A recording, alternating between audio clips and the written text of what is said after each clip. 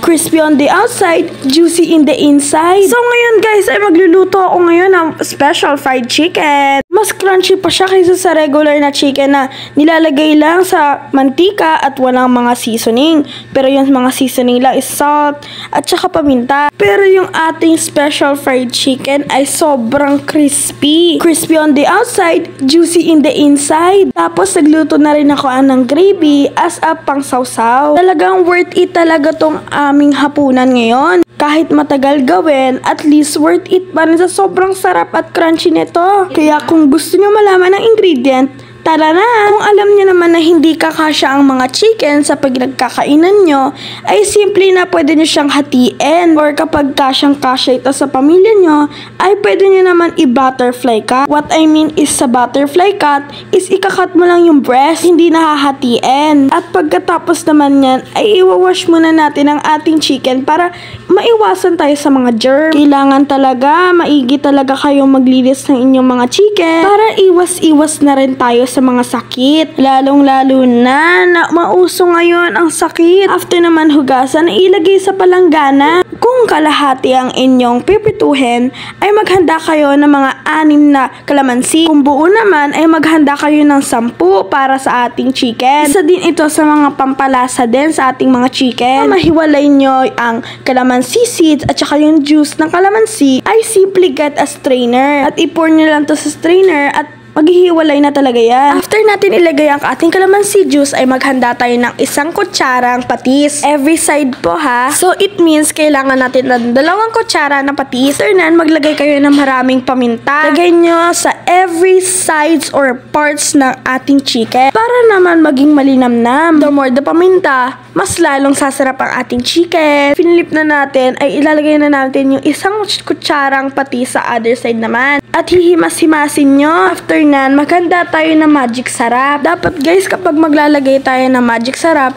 dapat on every part of the chicken. Walang matitirang isang part para mas lalo naman ding sumarap ang ating chicken. Ito naman din guys, yung magpapasarap sa ating chicken. Himas-himasin nyo guys ang chicken para kumalat din ang ating magic sarap at lalo itong sumarap. Ganon din yung gawin nyo sa kabilang side. Gagawin nyo itong recipe namin, ay tsak na worth it ang inyong pag-iintay. Dahil magiging crispy on the outside, juicy in the inside. After nan, ay i-marinate muna natin ng 1 hanggang 2 hours. Pero mas maganda kapag overnight. Pero okay naman din kapag 1 hanggang 2 hours. After natin i-marinate, ay lagyan na natin ng cornstarch. Dapat walang matitirang mga part na walang cornstarch. At saka sasarap din ito eh. Ito din yung isang dahilan kung bakit nagiging crispy ang ating chicken. But guys, wag kayong mamiss ng isang part ng chicken. After natin ilagay ang ating cornstarch, ay lagyan natin ng 1 pirasong itlog. Halat nyo ito sa inyong chicken. Once again, dapat walang mamimiss na isang part sa chicken. Kapag wala kayo na-miss na part ng chicken, ay talagang sasarap ang inyong chicken at mas lalo magiging crunchy. After nan guys, ihimas-himasin nyo na lang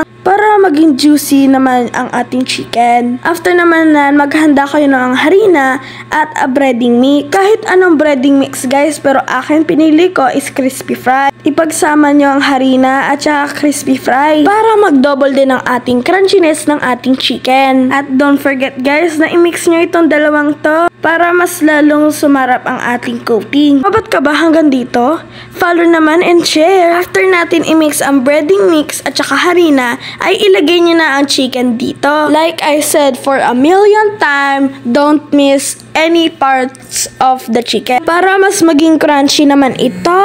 Keep coating hanggang sa maging fully coated ang ating chicken. Kung hindi pa, i-coat nyo na ng i-coat hanggang sa maging fully coated ito. Dapat matalas ang mata nyo dito para ma-coat nyo lahat ng parts ng ating chicken. Like I said, pampadagdag ito ng crispiness sa ating chicken. Siya nga pala guys, honey, hindi ko guys na video na piniprito ko ang aking fried chicken. Kasi nalobat ang cellphone ko eh. Pero guys, ipapakita ko na lang sa inyo ang final results ng aking fried chicken. Pero buti naman na na-video ko naman na ako ay nagluluto ng gravy. Maghanda kayo ng 1/2 of butter. Ilagay yung mga natitirang breading mix dito para naman hindi masayang at hindi diretso basura. After nan, maglagay kayo ng water. Keep Keep adding water while mixing hanggang sa mahanap nyo ang consistency na gusto nyo sa inyong gravy. If sobrang lapot niya, ay maglagay pa kayo na maglagay ng water. At ito nga pala ang results ng ating special fried chicken. Continue naman tayo sa ating gravy. Nalimutan ko pala guys,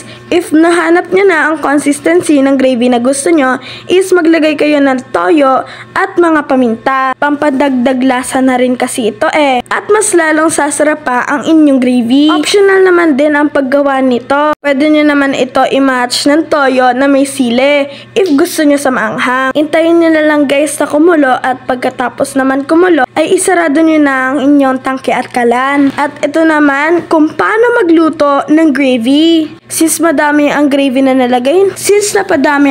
natin ay nilagay ito sa isang plato. At ayan guys, for a long wait, kakain na tayo. Imamatch naman natin ang ating ulam with Coke para mas lalo din sumarap yung ating kain. At ito na guys, ang pinaka iniintay natin. Kung gusto nyo itong recipe nito, ay pwede na naman gawin ito sa bahay nyo. Nagsasawa na kayo sa lumang luto ng chicken, ay itry nyo na ito. At talagang masasarapan ka talaga. Mas masarap pa nga kaysa sa jowa mo Hoy!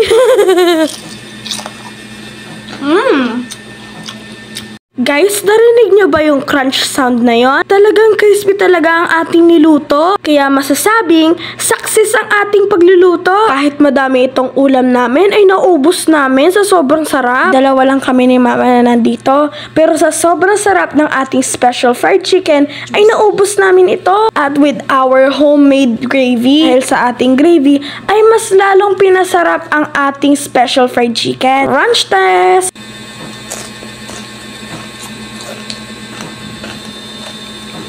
Tingnan nyo naman guys kung gaano ka-crunchy yun. At dito na magtatapos ang aking vlog. Once again, ako nga pala si Cyrus, ang nag-iisang anak ni Mami Joji. Please follow and share. Bye!